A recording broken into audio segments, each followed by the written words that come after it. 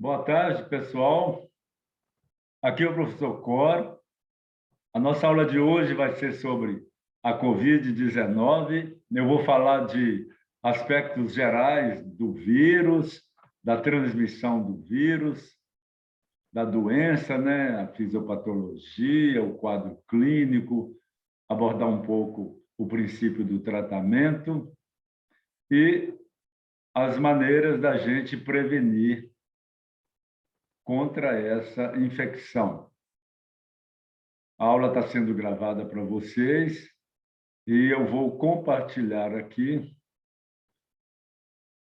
os slides para facilitar o nosso trabalho, ok? Muito bem, pessoal. Como vocês devem se lembrar, né, na virada dos anos 2019 para 2020, nós passamos a enfrentar esse grande problema de saúde no mundo, que foi considerada a pandemia do século, chamada Covid-19, que é transmitida por um novo coronavírus. A OMS, ela só declarou pandemia no ano de 2020, no mês de março, porque pandemia significa a disseminação da doença para mais de um continente. Então, somente em março de 2020 é que a transmissão se estendeu a mais de um continente, atingindo 3, 4 ou mais, né? E aí sim foi declarada uma pandemia. Enquanto isso, era uma epidemia lá na Ásia. E pandemia passa a ser a partir do momento que vários continentes são atingidos, tá? Bom, em que consiste essa nova doença que foi rotulada como Covid-19? Primeiro, que o nome Covid vem de coronavírus disease, né? Coronavírus disease, 19 porque foi o ano que ela foi primeiramente descrita. Tá? Esse foi o nome dado à doença. E o vírus que a causa, ele foi rotulado como SARS-CoV-2, porque ele é um coronavírus muito parecido com o SARS-CoV-1. Por que SARS? Porque são vírus causadores de síndrome da angústia respiratória e sistêmica e grave. Vem da sigla em inglês, Severe Angusty Respiratory Syndrome. COVID, coronavírus 2, porque já existia um outro vírus chamado SARS-CoV-1. A partir da instalação dessa doença na China, o número de casos foi progredindo a números assustadores, atingindo outros países da Ásia e depois da Europa e das Américas, a Oceania, e aí caracterizou a pandemia, e em todos os países do mundo, e em todos os 5 continentes, o número de casos e de morte foi muito alto e assustador. O Brasil não ficou para trás, como vocês estão vendo até hoje. Apenas nos últimos 2 meses é que a gente está vivenciando um declínio. E o grande problema é que ainda não temos um tratamento realmente eficaz. Agora que nós estamos conseguindo observar o impacto da vacina que veio recentemente para auxiliar no controle dessa infecção, e as medidas que a gente adotou são eficazes, mas em função da baixa adesão da população, que é o distanciamento social e o uso de máscaras, a gente observou que toda vez que relaxa nas medidas tradicionais de prevenção da transmissão, o número de casos aumenta. Somado a isso, o vírus tem capacidade de mutar, né, de sofrer modificações genéticas, e a cada nova modificação, a gente vai observando uma mudança no seu comportamento, tanto de transmissão quanto de virulência. O fato é que sabemos pouco porque é uma doença nova, estamos aprendendo com o andar da carruagem, ou seja, à medida que a doença vem causando problema para nós, nós estamos aprendendo paralelamente e ainda temos muito que aprender sobre esse vírus. O mapa mundial da Covid-19, ele é todo colorido, significando que todos os continentes e todos os países foram alvo de transmissão dessa virose. Uns mais, outros menos. E ela já atingiu a casa de quase 200 milhões de casos confirmados, com quase 5 milhões de mortes, né, dentro desse universo de casos aí. E no Brasil, nós observamos, desde fevereiro de 2021, um aumento cada vez maior de número de casos, com mortalidade cada vez maior, e somente agora, no mês de agosto, é que nós começamos a observar um declínio. Já chegamos a ter, em uma semana, mais de 120 mil casos novos da doença em nosso país. Bom, de onde vem esse vírus, né? Essa é uma pergunta que ainda tem respostas controversas, mas o que se sabe é que nós temos vários coronavírus, pelo menos 7 coronavírus já descritos, que causam doença nos animais e no homem. Os coronavírus que foram responsáveis por epidemia humana, eles têm uma origem vinculada a alguns animais. Por exemplo, o primeiro SARS-CoV, que é o chamado SARS-CoV-1, ele causou uma síndrome de angústia respiratória na China em 2003 e estava associado com uma determinada espécie de gato. A origem do vírus, ou seja, ele se adaptou ao homem, mas ele estava presente em animais, com mortalidade de 10%. No ano de 2012, uma nova epidemia foi descrita na Arábia Saudita e tinha o camelo como um hospedeiro que fez com que o vírus adaptasse ao homem. Esse camelo ou dromedário, ele causou uma epidemia, mas que ficou restrita àquele continente asiático e teve uma mortalidade alta, né, de 37%. E agora a Covid-19, com essa taxa de letalidade altíssima que a gente observou e que tem em sua origem, né, a presença do morcego.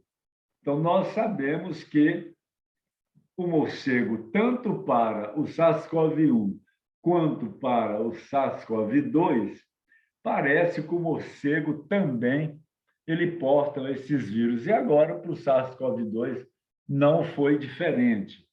Agora, esse ciclo de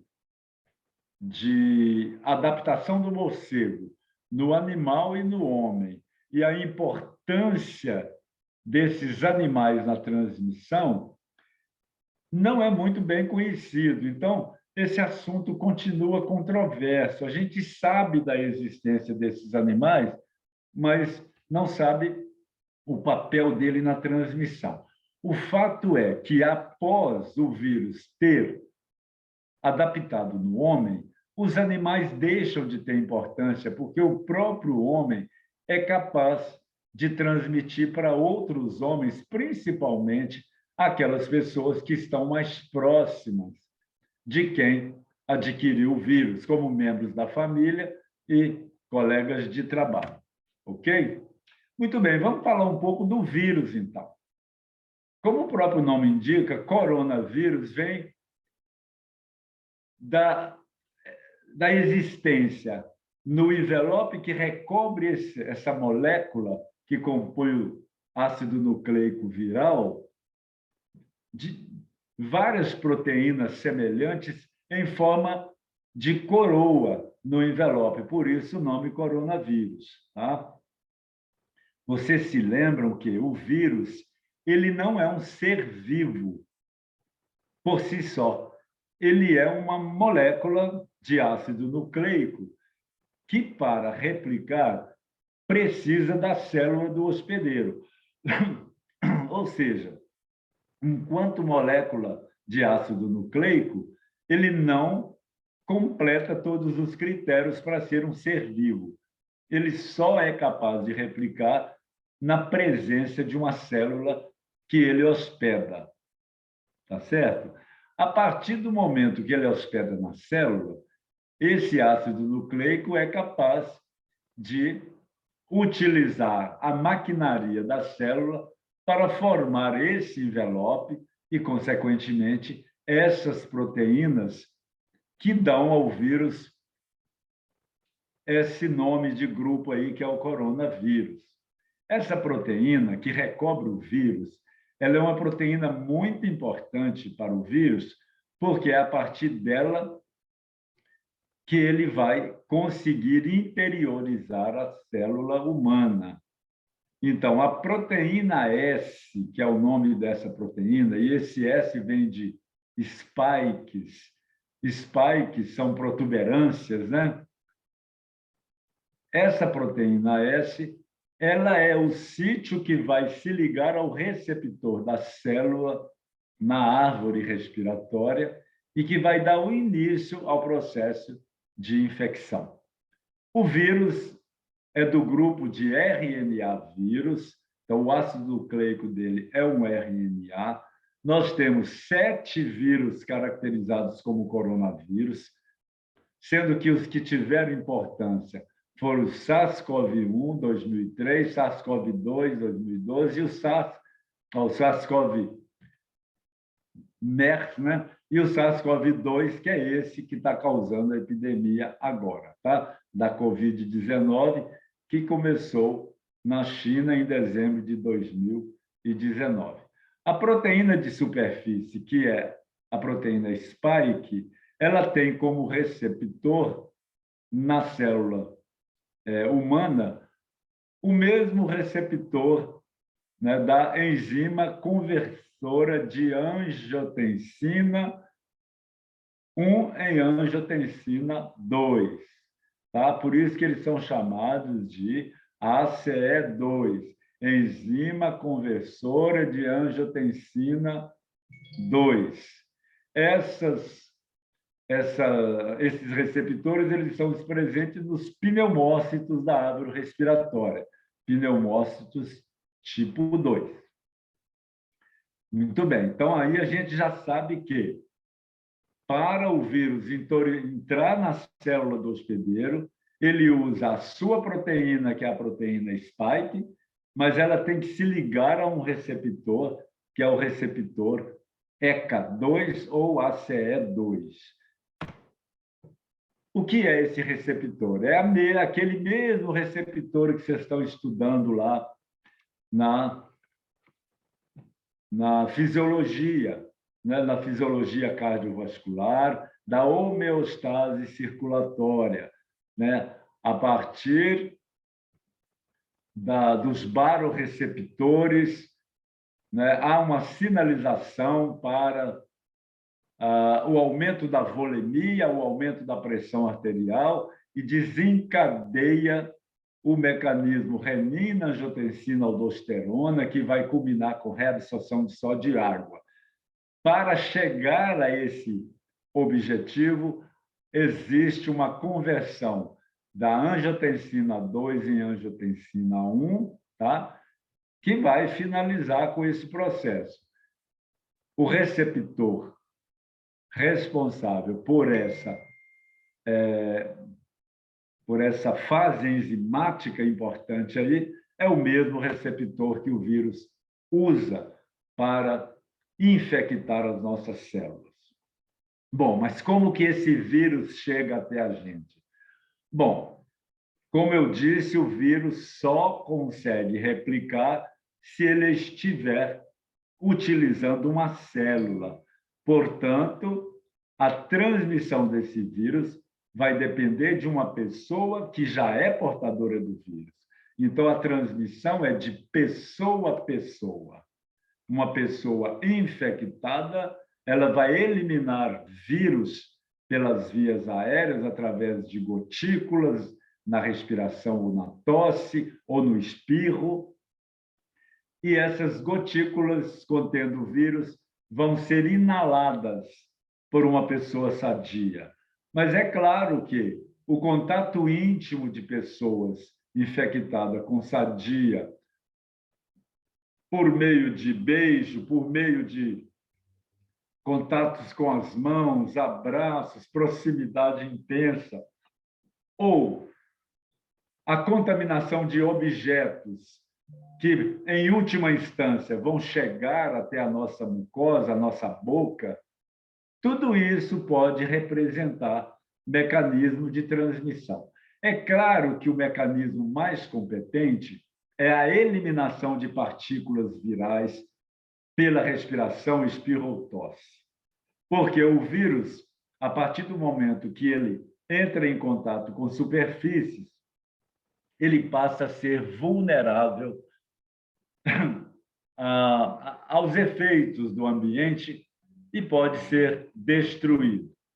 Mas não podemos desconsiderar que o contato com uma superfície contaminada, como esses exemplos do desenho, e depois você levar a mão à boca ou à mucosa, você pode criar um atalho também que pode ser responsável pela transmissão do vírus. Como eu disse, nas superfícies externas, o vírus ele não é tão estável quanto nas gotículas que a gente inala pela respiração. Ele é mais instável, então ele pode ser eliminado com o tempo. Ele é mais estável no plástico e no aço inoxidável do que no papelão. Então, no plástico e no aço, ele pode sobreviver 72 horas. No papel, no papelão, 24 horas. E nos serviços de saúde, onde concentra a maior quantidade de vírus, ele vai existir no piso, nas latas de lixo, nos corrimãos de leito, nos mouses de computador, ou seja, em toda a extensão, né, da área assistencial, nós podemos ter o vírus com muito mais frequência, porque ali estão as pessoas infectadas. Então, deve-se ter muito cuidado com essas superfícies, mais do que com a superfície doméstica. E lembrar que o vírus já foi detectado até nas fezes do homem infectado. Então, um contato fecal-oral, né, pode ser uma superfície contaminada com fezes de uma pessoa, inadvertidamente se contamina com essas fezes, ele também pode resultar em infecção, embora esse tipo de transmissão não seja ainda muito bem caracterizado. E o vírus já foi detectado em várias secreções orgânicas, mostrando que o profissional de saúde que lida com essas secreções com mais frequência ficam mais vulneráveis a se infectar, não pela via tradicional, mas por essas vias alternativas. Mas o que chama atenção mesmo na transmissão desse vírus é a sua capacidade de reprodução. O que é isso? É a sua capacidade de disseminar com muita rapidez. A partir de um indivíduo infectado, você pode projetar milhares de outros que podem ser infectados, porque a transmissão ela é exponencial. Então, uma pessoa passa para duas, duas para quatro, quatro para oito, oito para 16, 16 para 32, 64. De forma que em poucos dias, essa disseminação de uma pessoa, ela passa a representar um problema de saúde pública enorme. Agora, imagine várias pessoas simultaneamente infectadas. Então, a taxa de reprodução ela é medida pela capacidade de um indivíduo infectar outros indivíduos. E no caso da Covid-19, ela varia de 2 a 3. Ou seja, o exemplo aí é de 2, mas se fossem 3, esse gráfico ia ser muito mais assustador. E essa capacidade ela é muito rápida, porque o período de incubação é muito curto. Então, no caso do Brasil, a capacidade de reprodução ficou entre 2 e 3. Ficou em torno de 2,4 a taxa de reprodução, mostrando o tamanho do problema que é enfrentar uma transmissão dessa, e nós estamos vendo isso, né, no decorrer dos últimos 2 anos. Ou seja, o Brasil, embora todas as medidas implementadas, durante muito tempo teve a transmissão só progredindo positivamente e só conseguiu reduzir agora, depois do impacto da medida profilática, tá, produzida pela vacina. Muito bem. Um outro aspecto importante que a gente aprendeu com essa pandemia é que intervenções não farmacológicas, ou seja, quarentena na chegada de pessoas infectadas, distanciamento social, uso de máscaras, isolamento rápido das pessoas que confirmam, tá? Conseguem reduzir a intensidade de transmissão. Isso foi observado em vários países e é por isso que a gente defende essas medidas sempre que temos a transmissão ocorrendo e não podemos abandoná-la enquanto não estivermos num nível muito baixo de transmissão. E é por isso que nós temos que continuar usando máscaras, fazendo distanciamento, isolando os infectados, mesmo sabendo que a transmissão está em declínio, porque senão a gente é surpreendido com nova onda de transmissão rápida. Aqui está mostrando a taxa de ataque secundário entre todos os contatos é de aproximadamente 0,45% a 3,7%. Ou seja, cada pessoa, quando chega em sua casa, ela é capaz de transmitir para até 4 em 100 pessoas. Então, parece um número baixo, 3,7%. Mas considerando que a transmissão é intensa, cada pessoa que vai para casa, ela leva uma chance da sua família se infectar, que é também considerável. E, no caso da família, tá, é muito maior, pode chegar a 30%. 3,7% em contatos próximos, não familiares. Mas se você mora na mesma casa, esse número pode chegar a 30%. Então, isso mostra que o isolamento, o distanciamento e a máscara têm papel importante na prevenção da transmissão. E devemos, sim, considerar isso. Muito bem. Sabendo disso, vamos agora entender como que esse vírus invade a nossa célula e que tipo de dano ele vai causar para o nosso corpo. Tá? Muito bem. Então, como eu disse, você adquire o vírus pelas vias aéreas superiores e, através dos receptores ECA2, eles vão infectar os nossos pneumócitos. Como todo vírus é intracelular, então ele vai ativar uma resposta imune que é do tipo celular, cuja efetividade, vocês se lembram lá da imunologia, é feita por uma resposta que envolve o componente inato da imunidade e o componente adaptativo. No componente inato, são liberados radicais oxidativos, né?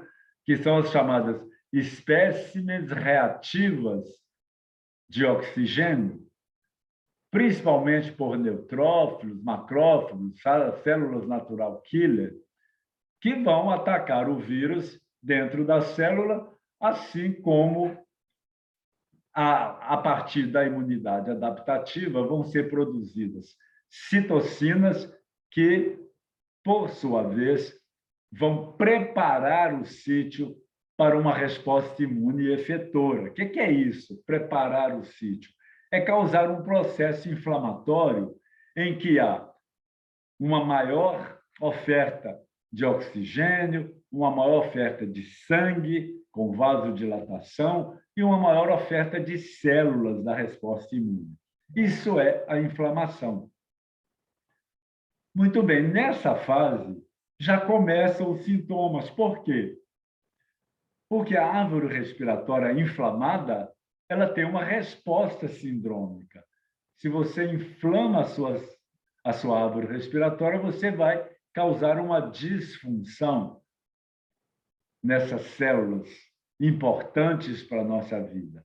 Então, vai surgir tosse, vai surgir problemas na hematose, na troca de oxigênio, que pode dar falta de ar, vai inflamar todo o tecido da árvore respiratória, dando dor de garganta, dando coriza, congestão nasal. E lá dentro da célula, o que vai estar ocorrendo? Ora, o vírus, a partir do receptor ECA2, ele introduziu, ele foi parar dentro da célula. O RNA desse vírus, ele vai ativar os ribossomas, né, pelo RNA mensageiro, a sintetizar proteínas que são importantes para ele próprio. E aí começa o ciclo de replicação viral, em que o vírus vai montar proteínas da sua estrutura e proteínas que são importantes para que ele replique para que ele sobreviva.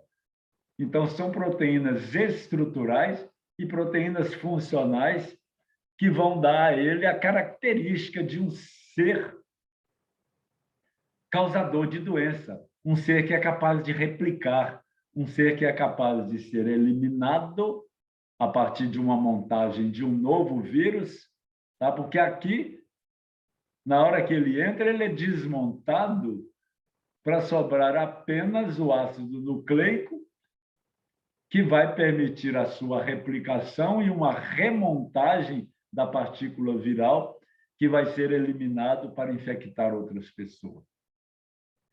Todo esse processo vai causar uma resposta imune inflamatória que vai ser mais intensa nas vias aéreas, mas que pode também se estender para outros órgãos, dando uma série de outras manifestações clínicas, principalmente no coração, no cérebro e na cascata da coagulação, culminando até com insuficiência de múltiplos órgãos e sistemas. Muito bem. A resposta imune que se desenvolve durante essa fase da agressão viral ao organismo, ela vai estabelecer a gravidade da doença, né? Ela vai estabelecer o perfil clínico da doença. Então, nós podemos ter uma resposta imune adequada, que seria uma resposta imune mais educada, vamos dizer assim, mais branda, Então, nós vamos ter a utilização da resposta inata, adaptativa, uma resposta rápida de interferon gama, uma ativação da resposta antiviral eficiente e uma ativação da resposta TH1, que vai levar à produção de anticorpos que neutralizam o vírus. Se o indivíduo faz isso de forma equilibrada, como acontece, por exemplo, nas pessoas mais jovens, da criança, ele tem uma doença, ele tem uma infecção assintomática ou uma doença muito branda, muito leve. Porém, se ele tem uma resposta imune mais exagerada, mais hipersensível, e isso é uma característica genética das pessoas, genética e ambiental, porque alguns fatores externos ambientais podem contribuir para essa resposta imune mais exagerada, mais hipersensível. Aí ele desequilibra essas respostas e ele vai culminar com agressão da própria célula, principalmente endotelial, e aí gera disfunção orgânica. Isso acontece principalmente quando citocinas, que são agressoras, como fator de necrose tumoral, são liberadas em grande proporção. É o que a gente chama de tempestade de citocina, ou seja, a resposta imunicelular foi inadequada, foi exagerada. Aí há uma liberação grande de citocinas, principalmente fator de necrose tumoral, interleucina 10, interleucina 6, que são endoteliotóxicas, ou seja, elas causam lesão endotelial e qualquer lesão endotelial induz uma inflamação local. E a inflamação do endotélio vai culminar com perda da função endotelial. O que é função endotelial? É função de troca. Então, se você inflamou, espessou, a troca vai paralisar. E essa troca pode ser de oxigênio. E aí vai dar o quê? Insuficiência respiratória. De modo que a doença grave, ela é uma consequência da própria resposta imune que normalmente a gente monta contra o vírus com o objetivo de controlar o problema. Só que, uma vez exagerada, inadequada essa resposta imune, todos os mecanismos efetores podem agredir a própria célula endotelial e daí sim causar os eventos graves da doença que podem ser fatais e que nós vivenciamos aí nesses últimos 2 anos com altíssima frequência no mundo inteiro. Aqui, só para ilustrar, né, o que eu acabei de falar. Então, normalmente, o que ocorre é isso. Tá? O vírus penetra a célula através do receptor, tá? E ele vai conseguir replicar e liberar mais vírus. Todo esse processo, na parede do brônquio e do alvéolo, ele vai induzir uma resposta imune, tá? Que vai tentar controlar o problema, eliminar o vírus, deixa o vírus replicar numa intensidade mais leve, de modo a não produzir problema. Porém, o exagero dessa resposta vai fazer a liberação acentuada dessas citocinas e um processo inflamatório local também exagerado. Aí sim nós vamos ter a doença, tá? Porque ao redor do capilar vai ter um espessamento causado pela inflamação, que é o edema inflamatório. E aí atrapalha a função do endotélio, que é a troca gasosa, se for aí no pulmão, se for lá no rim, é a filtração glomerular, e em cada órgão ou tecido as suas consequências. Aqui mostrando, inclusive, o processo de coagulação que é ativado também por uma resposta inflamatória, com formação de trombos, microtrombos, né? E isso aumenta o risco de gravidade e de morte de forma importante na infecção por SARS-CoV-2, quando ocorre esse fenômeno que não é infrequente, tá? Ele pode até não ser grave, mas ele é frequente e ocorre no decorrer da ativação da cascata inflamatória, que é a ativação da cascata de coagulação. Muito bem. Do ponto de vista clínico, como que isso se expressa, né? Todo esse processo que eu estou falando, desde a infecção e a ativação da resposta imunoinflamatória. Nós podemos ter 3 fases, né? Desde a infecção até a hiperinflamação, que é a fase pior. É claro que nem todo mundo passa pelas 3 fases, tá? Mas vamos pensar no indivíduo que passa pelas 3 fases. Ele tem uma fase virêmica, que é a fase logo após a infecção da árvore respiratória.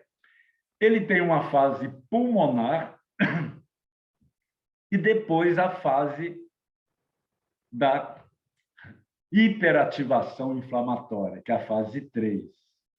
Então, nessa fase inicial, que é a fase virêmica, a síndrome é a mesma síndrome do resfriado comum, de uma gripe leve, porque está restrita às células superficiais, está restrita à árvore respiratória superior. Depois, o vírus atinge a árvore respiratória inferior. E aí vai depender da intensidade da resposta inflamatória. Então, essa linha preta ela está mostrando a quantidade de inflamação que se faz. Se a inflamação é adequada, é educada, não vira sintoma. Na fase 2A, que mesmo lá no alvéolo, se a inflamação é adequada, vira doença branda. Mas, a partir do momento que a resposta inflamatória é exacerbada, aí, lá na intimidade alveolar, que é na fase pulmonar 2B, você já começa a comprometer a função alveolar, que é de troca gasosa e déficit da oxigenação. E se progredir para uma hiperinflamação, que é a fase 3, aí nós vamos ter a falta de oxigênio acentuada, precisando de auxílio na ventilação desse paciente e as consequências em outros órgãos e sistemas, aí gerando a doença muito grave. Então, essas 3 fases, elas determinam diferentes quadros clínicos que vão desde tosse, febre, sintomas gerais leves, até sintomas mais graves relacionados à falta de oxigenação, né, que é a dispneia, as alterações da imagem pulmonar e culmina com a síndrome da angústia respiratória grave, que é o choque com choque séptico, né, miocardite, e com a insuficiência de múltiplos órgãos ou sistemas. E que a gente, na prática clínica, vamos observar um leque de situações. E esse leque de situações ele vai depender da idade do paciente, da presença de fatores de risco, né? Que a gente vai falar já já. Então, tudo começa com a infecção. Nessa infecção, como toda virose, nós temos um período que é o período que o vírus vai replicar para ter uma quantidade de vírus capaz de causar a doença. Então, esse período inicial de replicação ele é assintomático. também chamado de período pré-sintomático. Essa incubação ela varia de 5 a 6 dias, podendo ir até 14, mas isso é a mediana. Então, um indivíduo que se infecta hoje, em 48 horas, ele pode já ter sintoma, ou seja, ele fez uma incubação mais curta, mas a mediana é de 5 a 6 dias. Muitas pessoas resolvem sem ficar doente. Acredita-se que 45% das infecções se resolvam na incubação, ou seja, não produz sintoma. Isso é muito comum com qualquer doença infecciosa. A pessoa é capaz de controlar o processo antes dele causar sintoma. E no caso dessa virose, cerca da metade das pessoas conseguem fazer isso. Muito bem. A infectividade, ou seja, esses indivíduos que têm ou não têm sintoma, eles conseguem transmitir a doença. E é por isso que a infectividade gira de 2,2 a 3,3 indivíduos, que é a chamada R0, taxa de reprodução zero, que é a inicial. Um indivíduo é capaz de transmitir para 2,2 ou 3,3 indivíduos em média. Isso acontece dentro do período de incubação ou nos pacientes que se tornaram sintomáticos. A transmissão dos assintomáticos é de 4 a 80%. Vocês veem que, antes de ter sintoma, essa fase é a fase mais importante para a transmissão, porque o indivíduo está replicando muito o seu vírus. Ele não tem sintoma e já está transmitindo, tá? E uma vez capaz de transmitir, esse vírus ele pode atingir homem, mulher, criança, adolescente, adulto ou idoso. Ele é um vírus extremamente infectante para qualquer tipo de indivíduo. A gravidade é que vai ser influenciada por fatores tais como a idade, que nós vamos falar já já. Então, os sintomas podem aparecer de 2 a 14 dias. Isso significa que o período de incubação varia de 2 a 14 dias. A mediana é de 5 a 6 dias, ok? Muito bem. Quais são os sintomas iniciais? Congestão nasal, dor de cabeça, tosse, dor de garganta, cansaço, às vezes uma respiração ofegante, náusea, vômito e diarreia. Isso está descrito em todos os artigos que tratam do quadro clínico inicial da Covid-19. São os mesmos sintomas da famosa gripe tradicional, tá? Muito bem.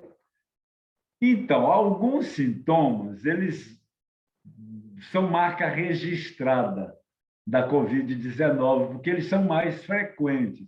Por exemplo, a perda de paladar, que é a disgeusia, ou perda do olfato, que é a anosmia, tá? Então, ageusia ou disgeusia e anosmia. Eles são mais frequentes com a Covid-19 do que com a gripe tradicional. Mas os demais, febre, tosse, que são sintomas mais comuns, eles acontecem em outras infecções respiratórias altas.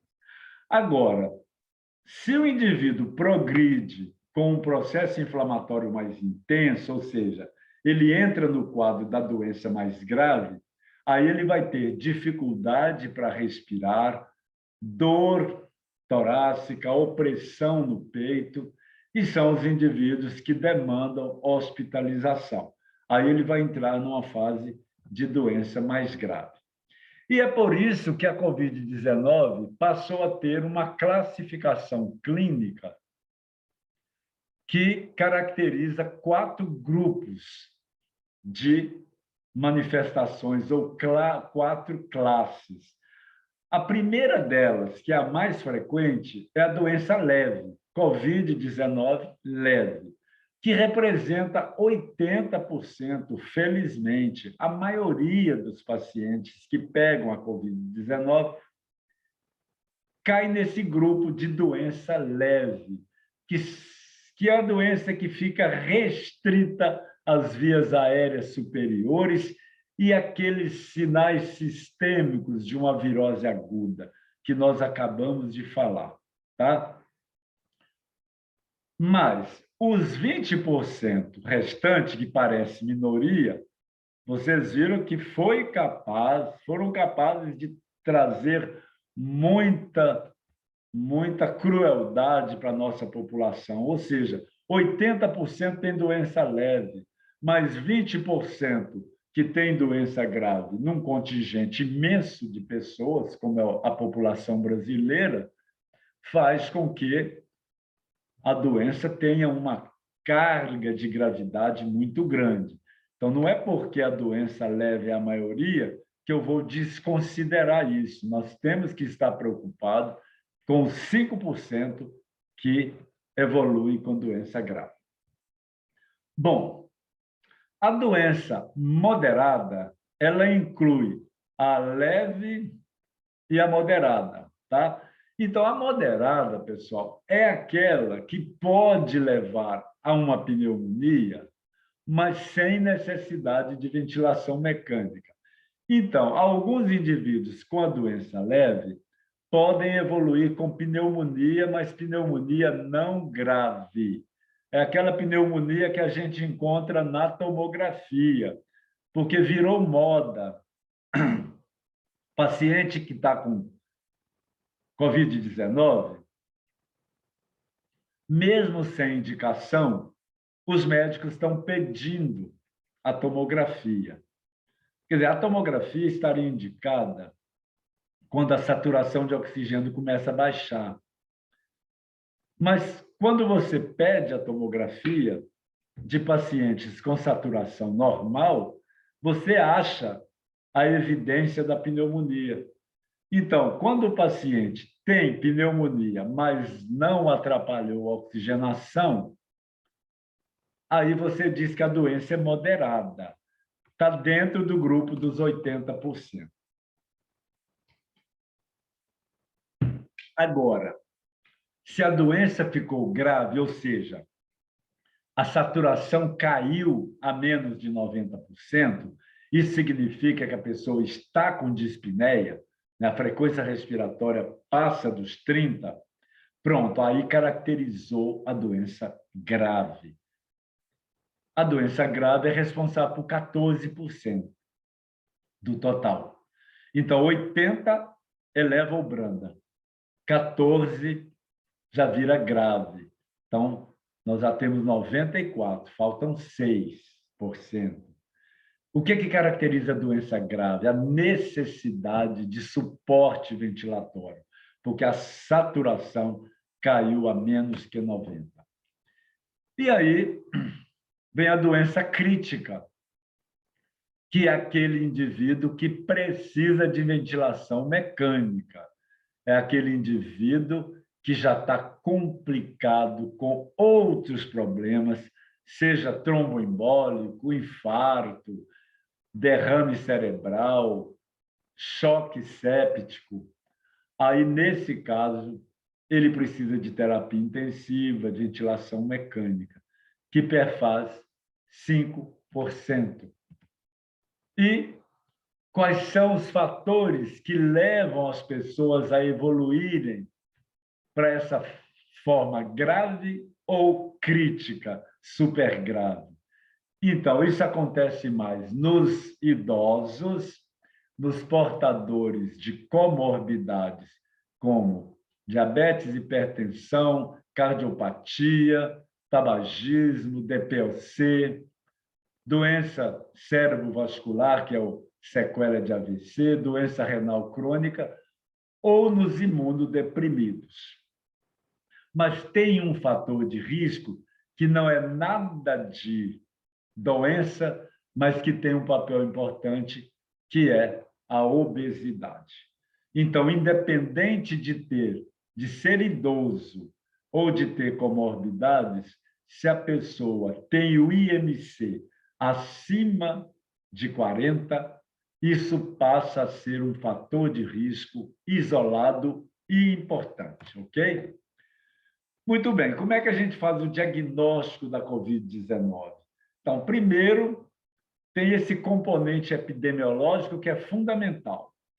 Hoje, no contexto atual do Brasil, hoje, qualquer indivíduo com uma síndrome gripal ou de infecção de vias aéreas superiores, ele é um candidato a ter Covid. Por quê? O contexto epidemiológico é favorável ao diagnóstico de Covid. Então, hoje, o nosso comportamento de investigador clínico, era exagerar, pensar que tudo pode ser Covid, porque ela está aí acontecendo, então qualquer manifestação clínica ligada àqueles sintomas de doença leve, né, que pode até ser diarreia, náusea e vômito, mas que surgiu agudamente, pode ser Covid. E se pode ser Covid, nós vamos confirmar com um desses testes aí. O teste mais específico e que tem uma sensibilidade muito boa, desde que realizado entre o terceiro até o sétimo dia da doença, é a RT-PCR, que é a pesquisa do RNA viral na secreção da nasofaringe. É a chamada RT-PCR. Tá? RT-PCR é a PCR, que é a reação da cadeia da polimerase ou reação da polimerase em cadeia, tá? E o RT é transcriptase reversa, por meio da transcriptase reversa. Muito bem, a positividade é do terceiro ao sétimo dia de sintomas. O material é o suave nasofaríngeo, que você bota um cotonete comprido até a nasofaringe e você retira a secreção. Muito bem. Esse exame ele tem um inconveniente de demorar, porque a técnica é um pouquinho demorada e vai gastar por volta de 24 horas para ser processada, na melhor das hipóteses. Há laboratórios que exigem 48 horas, mas os laboratórios mais equipados resolvem isso em torno de 12 horas, após a coleta do material. A pesquisa de antígeno ela é um pouquinho mais rápida, porém, ela tende a dar resultados falsos positivos, mais do que a RT-PCR, porque a RT-PCR ela não dá resultados, ela teoricamente não daria resultado falso positivo, a menos que tenha problema na técnica. Agora, a pesquisa de antígeno pode dar resultado falso positivo e falso negativo, mas é o segundo melhor teste. Você também colhe o material de nasofaringe e, por meio de uma técnica rápida, você pesquisa RNA viral por meio de uma tecnologia de imunocromatografia, de modo que você, em alguns minutos, você, após ter colhido a secreção, você já tem o resultado.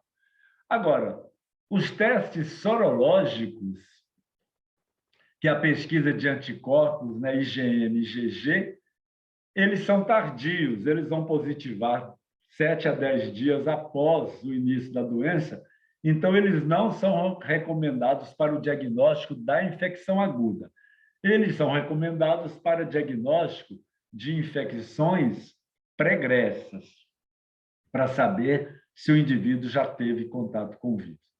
E a tomografia de tórax, ela entra nos exames que devem ser feitos para o diagnóstico, mas no sentido de identificar gravidade e não infecção, porque as alterações da tomografia de tórax acontecem em outras infecções respiratórias, principalmente na gripe H1N1.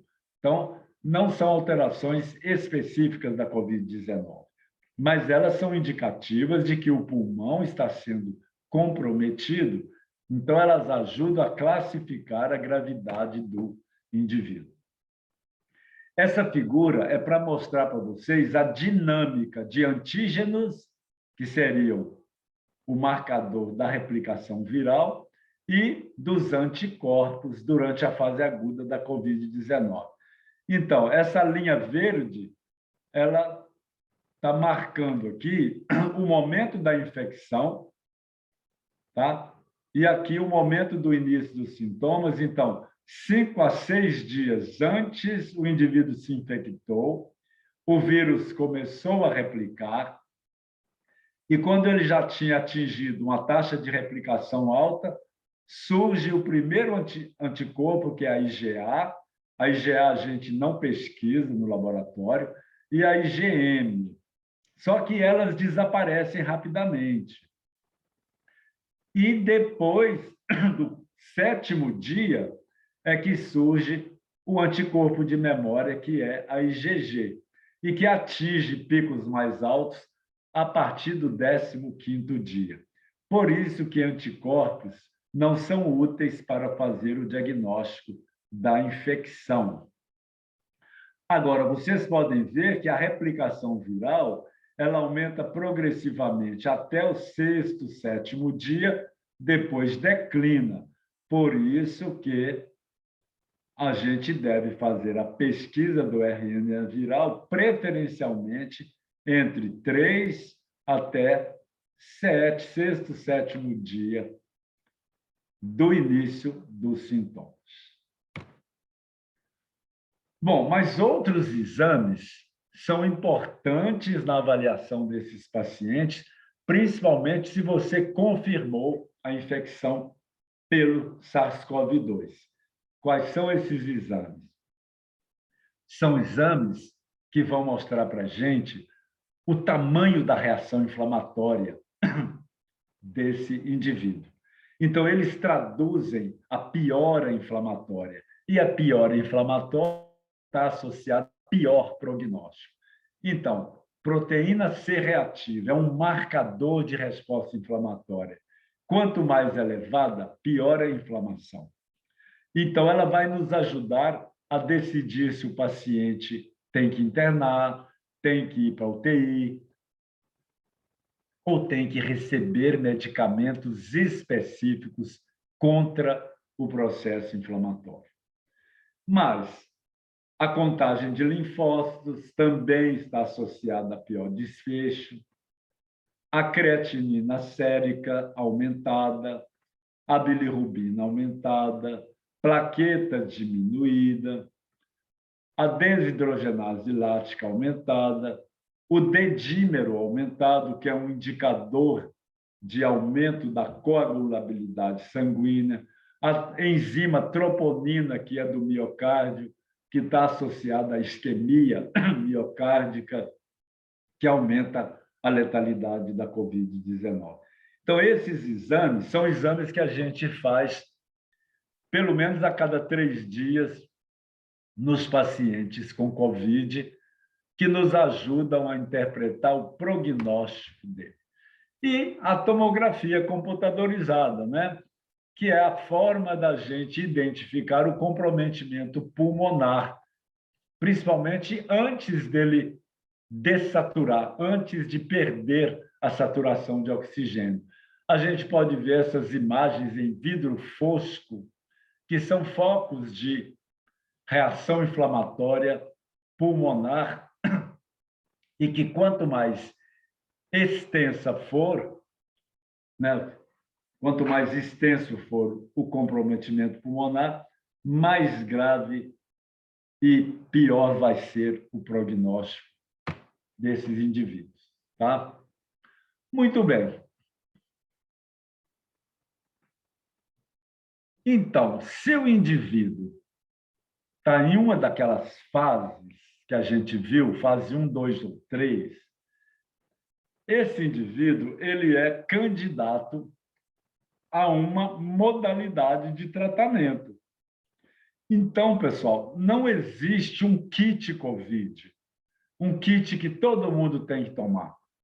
Cada paciente, em sua fase evolutiva, ele deve receber uma abordagem terapêutica específica. Então, se ele está naquela fase 1 de infecção inicial, que é a fase de replicação viral, que é a fase dos sintomas gripais, sintomas brandos e leves, ele vai receber apenas sintomáticos. Agora, se ele entrou na fase pulmonar 2A e 2B, ele ainda assim não precisa receber medicação específica. Ele está numa fase em que você tem que investigar a necessidade de intervenção específica. Então, se ele está sem hipoxemia, ele é 2A. Você pode ficar tranquilo. Mas se ele desenvolveu hipoxemia pela baixa saturação, se ele está tossindo muito, se ele está taquipneico, aí você vai fazer a tomografia. Você tem outros marcadores, como transaminases e procalcitonina e a PCR, que são indicadores que estão inflamando, ou seja, ele está aumentando aqueles exames que eu falei aqui, ó. Esses indicadores estão alterando, então ele está na 2B. Se ele está na 2B, você tem que se preparar para impedir que ele vá para a fase grave. Aí sim, nós temos medicamentos que podem contribuir. Ainda não temos aquele medicamento que seria o ideal, mas sabemos que nessa fase os antibióticos devem ser iniciados e as medidas anti-inflamatórias. Os anti-inflamatórios sabidamente eficazes, que têm sido utilizados na fase 2B, que é o momento certo para entrar, seriam, primeiro, os imunobiológicos. Aí entra um que todo mundo deve ter ouvido falar, que é tocilizumab. Nós temos vários anticorpos monoclonais, tá?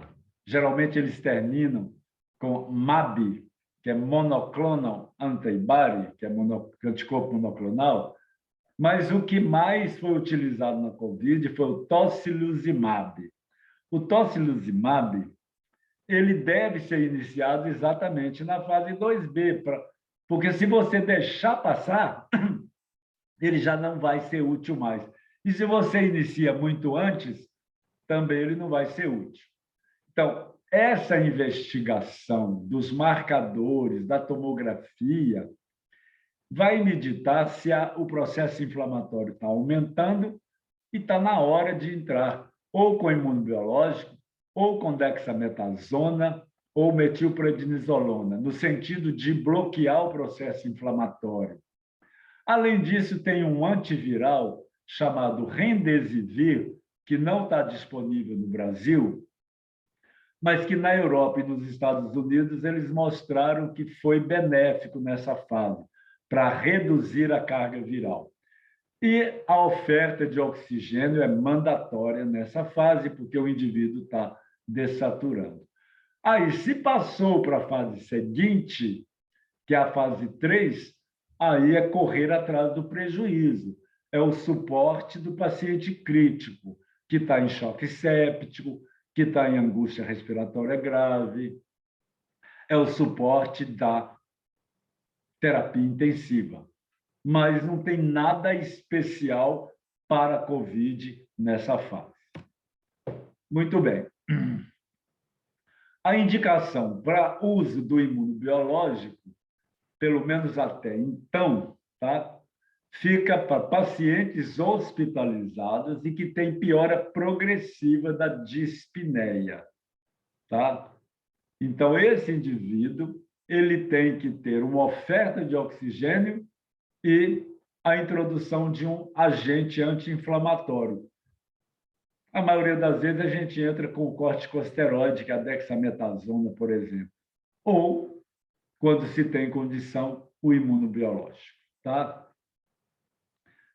Os pacientes que vão para a UTI, nas primeiras 24 horas da UTI, em geral, eles dão imunobiológico porque são pacientes que estão na fase de evolução grave, por isso foi indicada a UTI, então eles são candidatos a receber imunobiológico, porque neles o impacto poderia ser melhor, tá?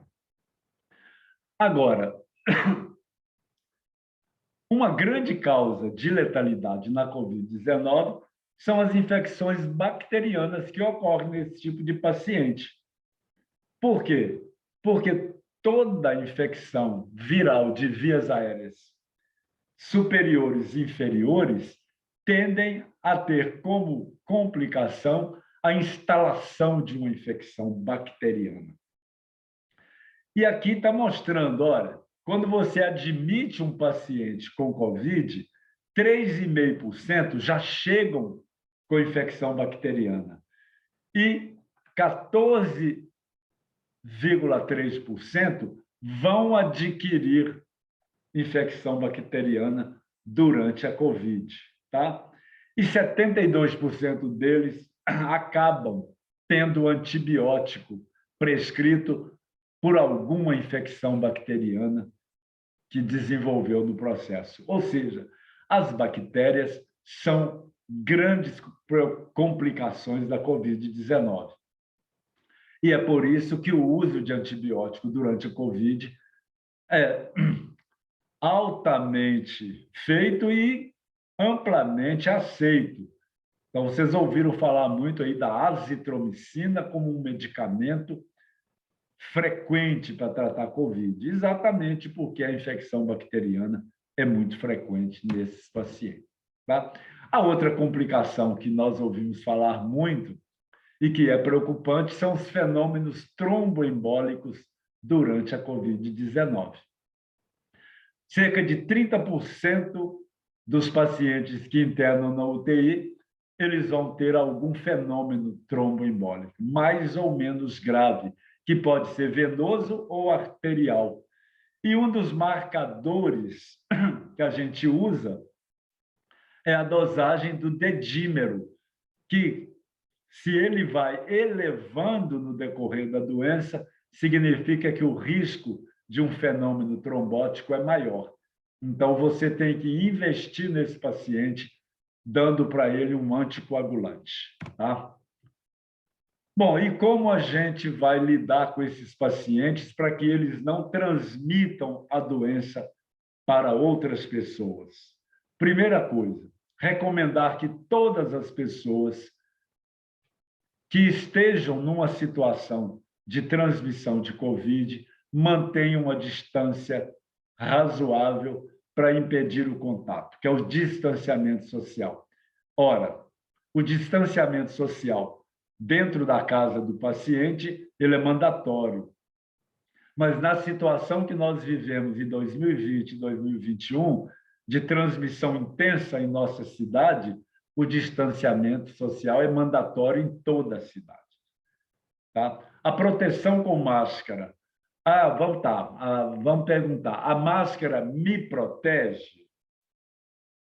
Ou a máscara protege o outro indivíduo que está na minha frente? Ora, se o indivíduo que está na sua frente está infectado, A máscara dele impede que ele jogue partículas no seu rosto. Então, a máscara do seu companheiro, se ele tiver infectado, ela te protege. A sua máscara protege menos. Por exemplo, se ele não tiver com máscara e tiver infectado, você estando com máscara, a sua proteção é menor, porque as partículas podem entrar pela lateral da máscara.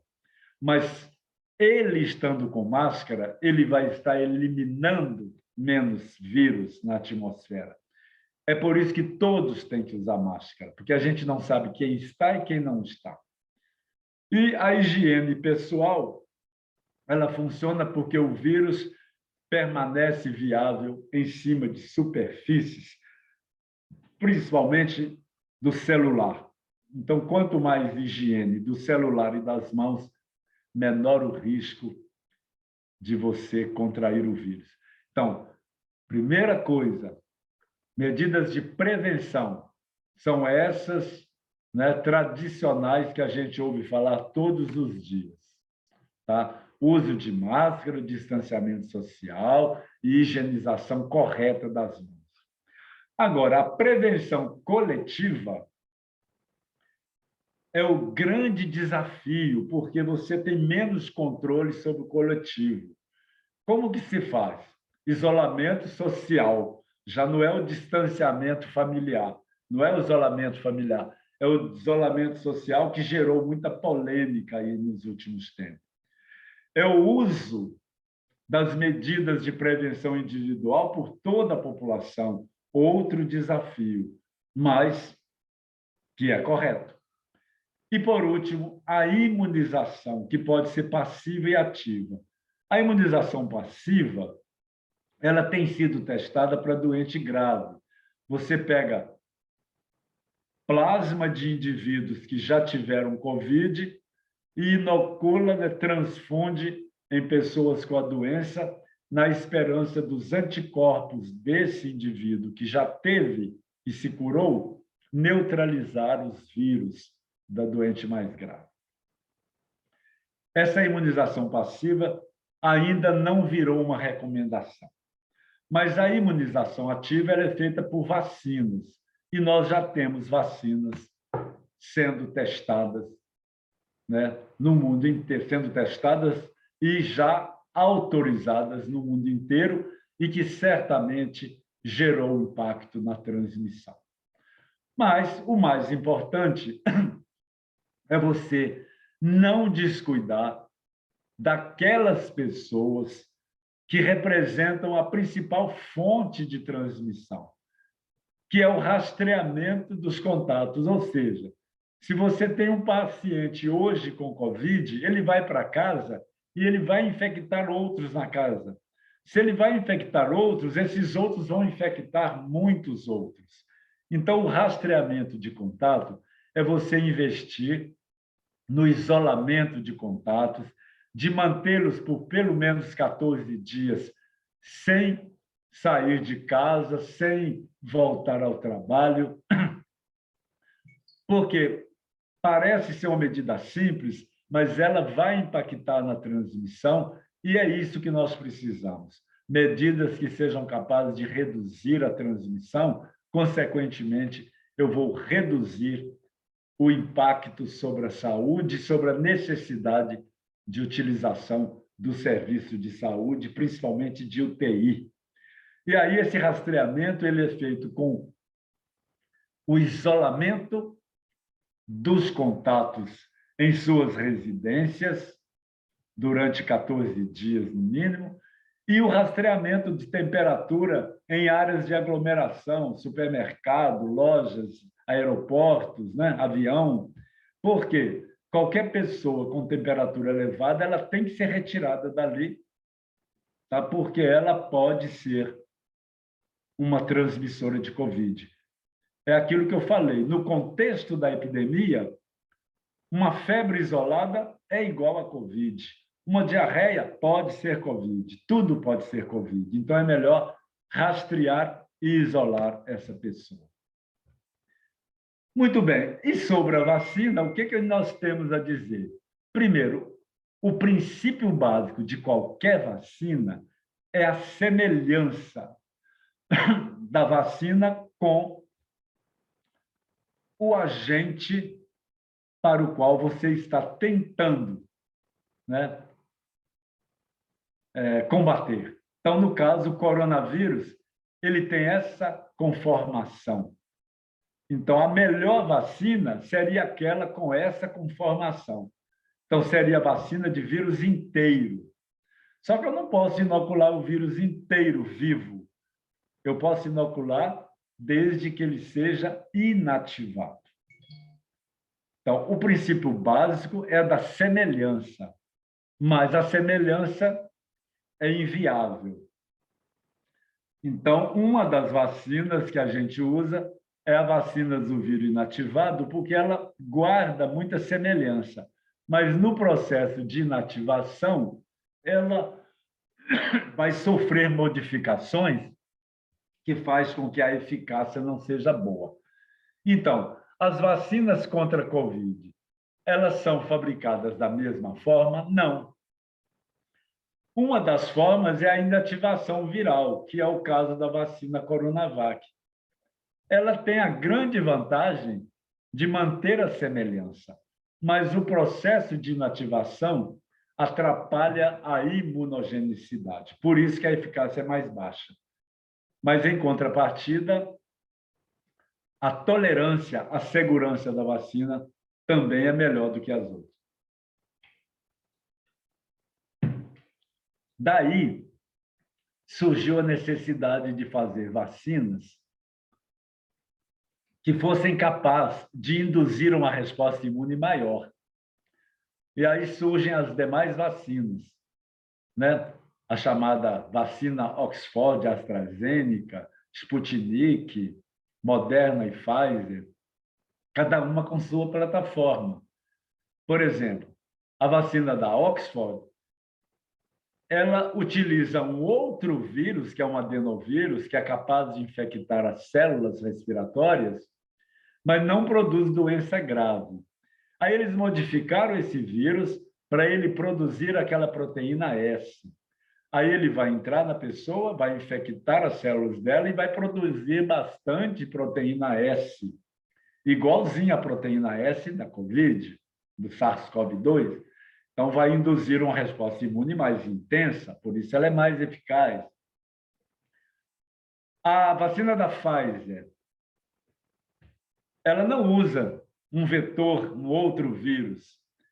Ela é o próprio RNA do vírus SARS-CoV-2. É claro que foi um fragmento do RNA sintetizado que é inoculado no indivíduo. Esse RNA vai infectar a célula do indivíduo e vai comandar o ribossoma da célula do indivíduo a produzir a proteína S, porque esse fragmento de RNA ele traduz exatamente ele faz a transcrição exata da proteína S lá no RNA mensageiro do ribossoma, tá? Do RNA do ribossoma. Aí, essa transcrição vai gerar uma quantidade de proteínas S feita pelo próprio indivíduo que recebeu a vacina em quantidade alta e, com isso, uma imunogenicidade maior. E a vacina Sputnik, por exemplo, ela usa fragmentos do DNA do vírus, tá? Que são capazes também de produzir, são capazes de produzir essa proteína S, tá? E eles usam DNA de outros vírus, que são modificados para produzir a proteína S. Então, a ideia é o quê? A ideia, sabendo que a proteína S é a proteína mais importante para a infecção, então nós temos que oferecer proteína S em grande quantidade para o indivíduo, para ele montar anticorpos neutralizantes da proteína S. Aí, a forma de produzir é que muda. sendo que a Coronavac simplesmente cultiva o vírus nativo, inativa ele e oferece uma quantidade pequena do vírus inativado. As outras utilizam recursos tecnológicos que vão resultar na mesma coisa, uma oferta de proteína S ao sistema imune para que haja a formação de uma imunidade protetora contra a invasão celular que é feita por meio da proteína S. Então, aqui está o desenho, né, de como é feita a vacina Coronavac, né? Desde o isolamento do vírus, a cultura do vírus, a purificação do vírus, aí depois adiciona uma molécula adjuvante para melhorar a resposta imune e a aplicação. Tá? Então, tem o processo de inativação e acoplamento com o adjuvante, que é a fase mais importante para garantir a segurança da vacina, ou seja, esse vírus não vai produzir doença no hospedeiro. O preço que a gente paga é perda da eficácia, mas o lucro é ganho na segurança. De todas as vacinas contra a Covid, essa é a que menos reação colateral deu. E a eficácia ficou assim. A menos eficaz, em torno de 50% a 78%, a Coronavac. Depois veio a Oxford AstraZeneca, com 70%, a Moderna e a Pfizer ficaram com 94% e 95%. E a Sputnik, que não foi autorizada no Brasil, relata uma eficácia de 91%. E nós já estamos hoje aplicando pelo menos 3 vacinas no Brasil, tá? E já entrou uma outra que tem desenho semelhante à da Oxford, que é a da Janssen, e que esse conjunto de vacinas já tem impactado a transmissão do vírus no mundo inteiro e também no Brasil. A vacina que é mais utilizada no Brasil é a Coronavac, que tem a menor eficácia. Como que a gente interpreta a eficácia? Então, vamos pensar, 50% é a eficácia aceita, é a menor eficácia aceita pela Organização Mundial de Saúde para ser usada na população. O que significa esse 50% de eficácia?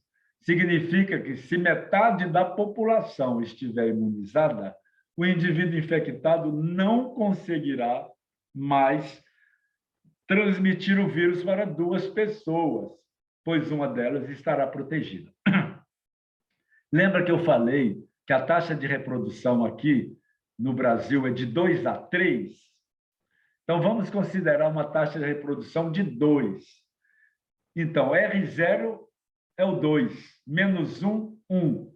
Dividido por R0, que é 2, dá 0,5. Então, 0,5 é o mínimo de eficácia. Então, a eficácia da vacina é 50%, só que eu dependo da cobertura vacinal mínima. Então, esse indivíduo vacinado que não mais vai transmitir para 2 e sim para 1, ele só vai ser visível quando pelo menos 50% da população brasileira estiver vacinada.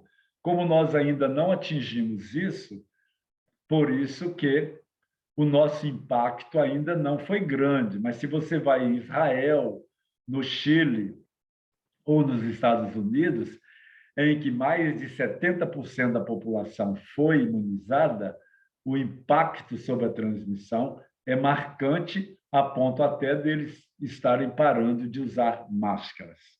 Então, essa formulazinha é para a gente entender que se o meu R0 é grande, tá? Eu vou precisar de uma eficácia muito maior. Então, imagine se o R0 fosse 3. Eu precisaria de mais. Como nossa R0 foi perto de 2, eu preciso de uma eficácia de 50% como mínima. Mas a cobertura vacinal, quanto menor a eficácia, maior tem que ser a cobertura vacinal.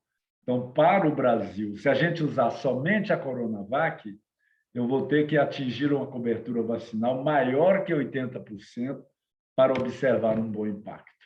Mas, independente do tipo de vacina e da sua eficácia, o que nós precisamos é de vacina no braço de todas as pessoas, ou seja, 100% de cobertura. Essa é a nossa esperança. Muito obrigado. E as perguntas vocês podem depois fazer por e-mail.